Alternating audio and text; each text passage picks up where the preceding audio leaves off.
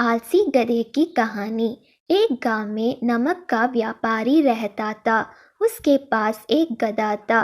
व्यापारी रोज अपने गोदाम से दुकान तक नमक ले जाने के लिए गधे का इस्तेमाल किया करता था। वह नमक को बोरी में भरकर गधे की पीठ पर लाद देता और उसके साथ साथ चलता हुआ दुकान तक आता था। व्यापारी का गधा आलसी प्रवृत्ति का था। काम से बचने के लिए वह नित नए उपाय सोचता रहता था।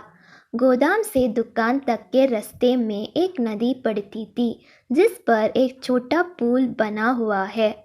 एक दिन नदी पर बने पुल पर चलते समय अचानक गधे का पैर फिसला और वह नदी में जा गिरा।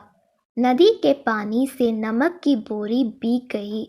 जब तक व्यापारी ने गधे को पानी से निकला, तब तक बोरी में भरा बहुत सारे नमक घुल चुका था। गधा जब चलने लगा तो उसे बोरी का भार बहुत कम महसूस हुआ और वह खुश हो गया। उसने सोचा कि अपने ऊपर लदा बोझ हल्का करने का ये बहुत बढ़िया तरीका है। अगले दिन वह जानबूझकर नदी में गिर पड़ा। नमक पानी में घुल जाने से बोरी का वजन फिर कम हो गया। उसके बाद से वह हर रोज़ ऐसा ही करने लगा। रोज़ रोज़ गधे की ये हरकत देखकर व्यापारी उसकी चालाकी समझ गया।